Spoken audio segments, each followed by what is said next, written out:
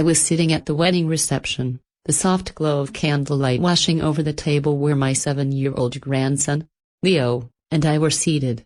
The air was thick with the scent of white roses and the low hum of celebration. My son Alex was marrying his second wife, Ava, and the ballroom was a spectacle of gleaming silver and pristine linen. Leo, the boy I love more than life itself, was lost in his own world, pushing a little red toy car back and forth across the immaculate white tablecloth. I reached over and gently straightened his tiny bow tie, my heart aching with a tenderness reserved only for him. His clear, innocent eyes were a refuge from the complicated adult world swirling around us. The jazz band played a soft melody, a soundtrack to the clinking glasses and murmured conversations. I watched Alex move through the crowd, a radiant smile plastered on his face, a mask, I knew, for the emptiness that still lived in his heart since we lost his first wife. Maria, across the room, Ava, stunning in her beaded wedding gown, posed for photographs. Her smile was flawless, untroubled, as if she had already claimed this new life as her own. A strange, cold sensation prickled at the base of my spine, but I dismissed it as a mother's foolish worry. An elderly couple at our table smiled kindly. "He's growing so fast, Betty." "How old is he now?"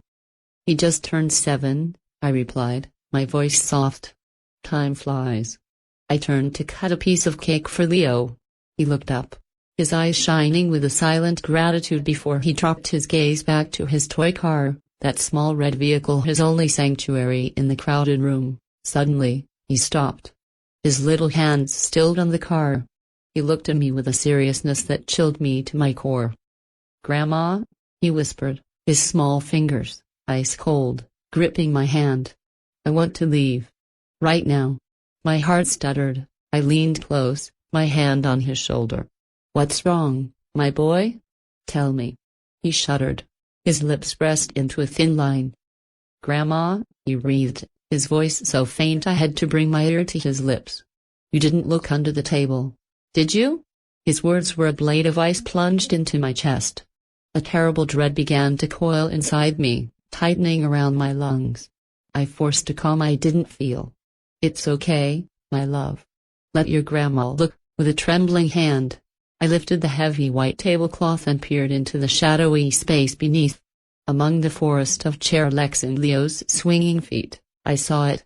A small square of paper, folded in 4, lying innocently beside his chair. Its very presence felt malevolent. Leo huddled against me, his frantic breathing syncing with my pounding heart. I crouched down, the world narrowing to this single, dark moment. The laughter and music around us faded into a distant roar. My fingers closed around the paper. Back in the candlelight, I unfolded it. The scrawled words were simple, yet they stole the air from my lungs. "Table late. Add shrimp to the child's serving." The blood turned to ice in my veins. Leo is deathly allergic to shrimp. A single piece could kill him. This was not a mistake. This was a sentence. I stood up abruptly, clutching Leo's hand. I pulled him close, hugging him as if I could physically shield him from the venom in that note. The festive ballroom had become a gilded cage, the laughter a cruel mockery. Memories, sharp and painful, flooded my mind. I remembered Maria, my first daughter-in-law. Her smile was like morning sunlight. She was the daughter of my heart. I remembered afternoons at their little house in Phoenix, Leo's laughter echoing in the backyard as he chased a ball. Maria would be on the porch with a basket of fresh vegetables. "Mom, Betty, try the chili I made. See what you think." The most searing memory was the night Leo fell desperately ill, his small body burning with fever. Maria held him, her tears falling silently.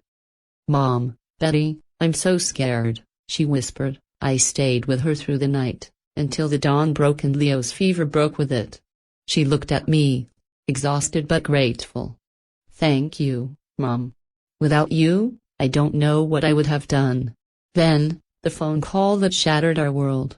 A cold, official voice informing me of a car accident. Maria was gone. Just like that, the funeral was held in a torrential downpour. Leo, only 4, was in my arms, confused. "Grandma, where is my mommy?" I held him tight, my heart in fragments. Alex collapsed, his soul seeming to leave with her. In the years that followed, Alex buried himself in work.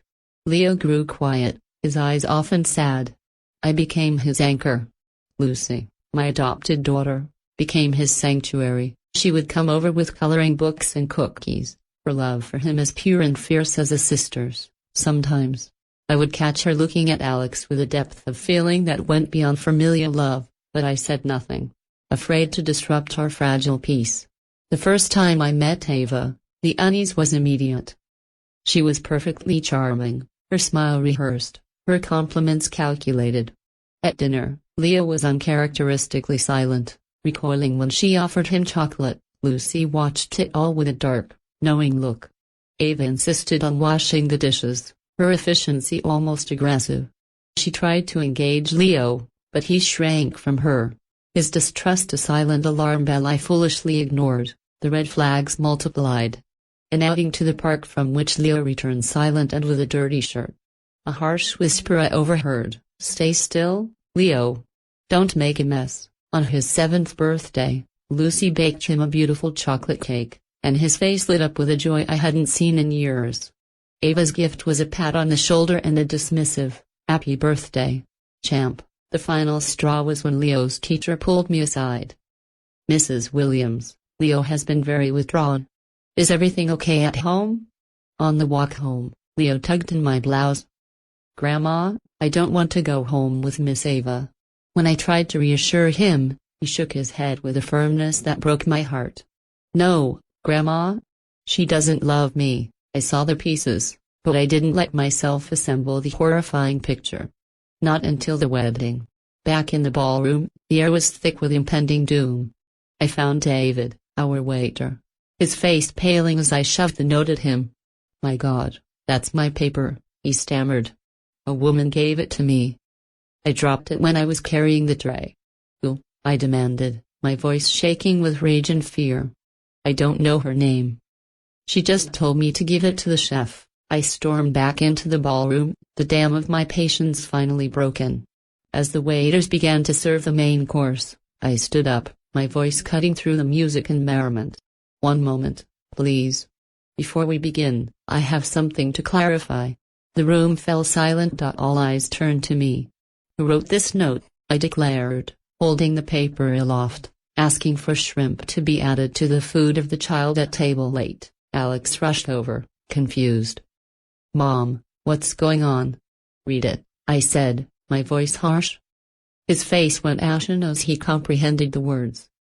"What does this mean?" Ava glided over, a mask of perfect surprise on her face. "What is all this?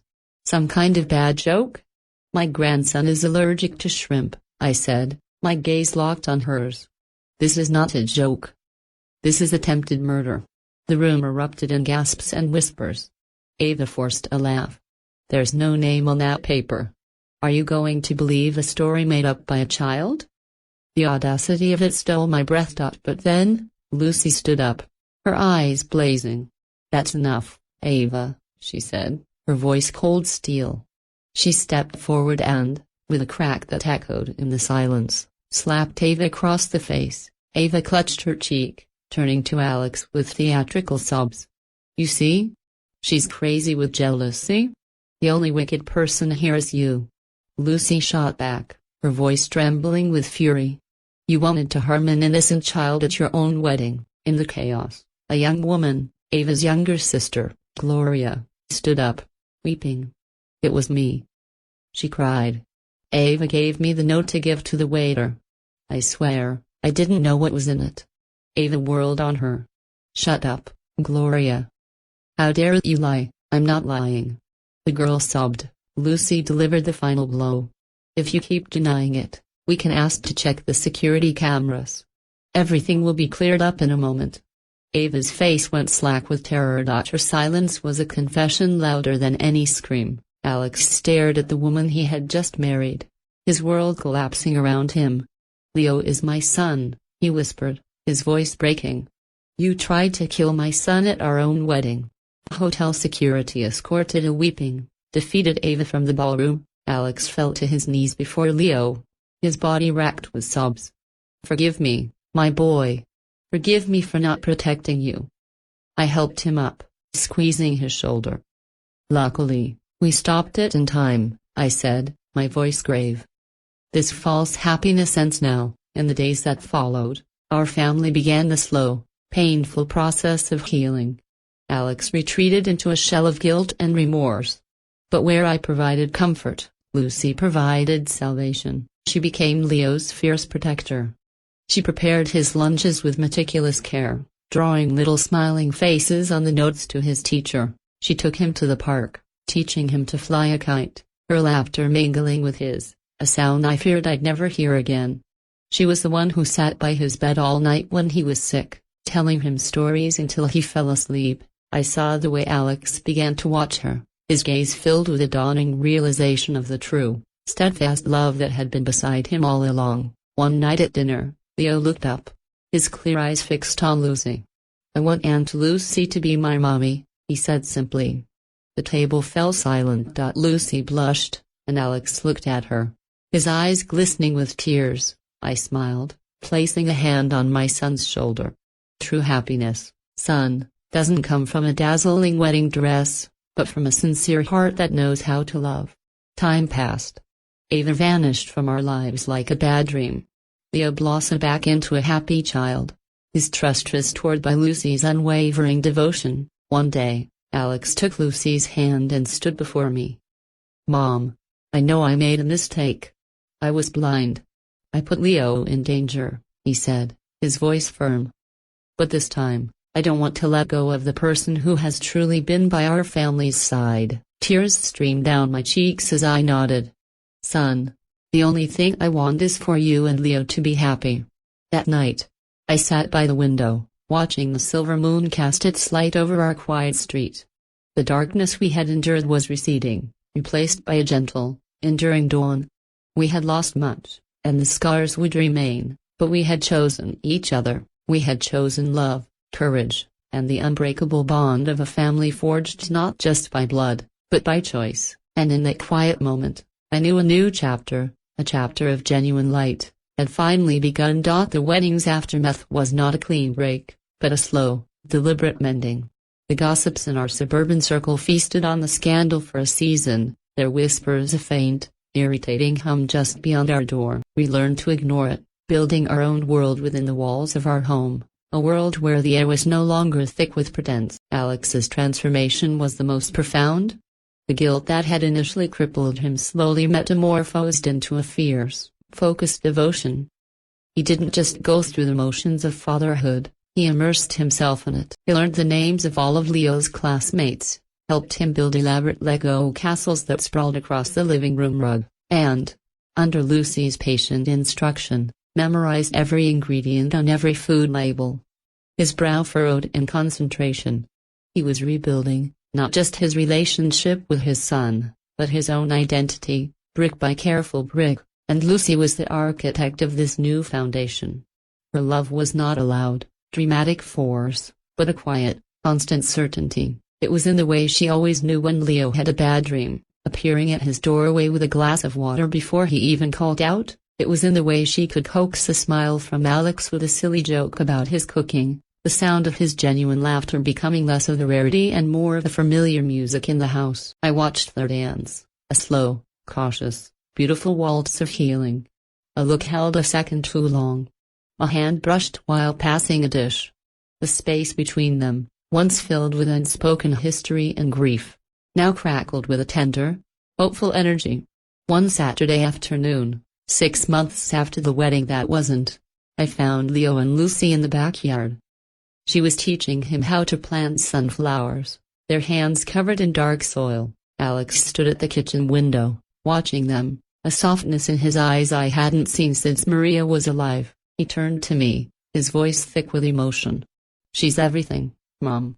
She's been right here all along, and I was too blind, chasing a ghost of a feeling, to see what was real." "Love doesn't always arrive with fireworks, Alex," I said, leaning against the counter. "Sometimes it just takes root.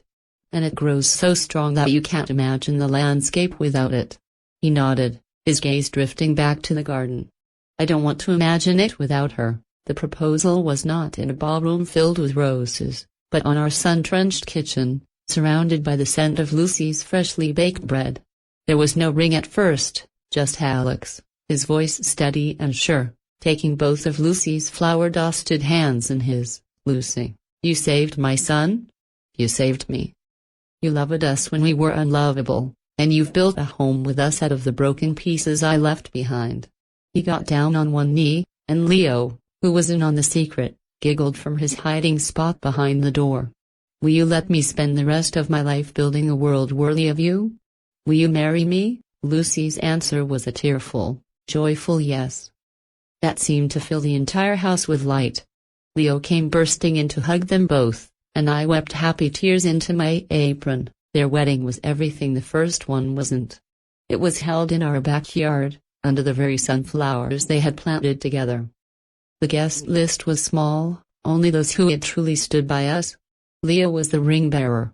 Beaming with pride, I wore a simple lavender dress and gave away the bride, my heart so full I thought it might burst, as they exchanged vows under a canopy of oak leaves. Lucy's voice was clear and strong. "I vow to be your shelter, your partner, and your safest place to land. To always protect this family we've made. With every breath I have." Alex's eyes never left hers. "And I vow to see you, to truly see you, every single day. To be the man you already believe I am." There was no sinister note, no hidden threat. Only the rustle of leaves, the chirping of sparrows, and the palpable, unshakable truth of their love. Years have passed since that day in the backyard.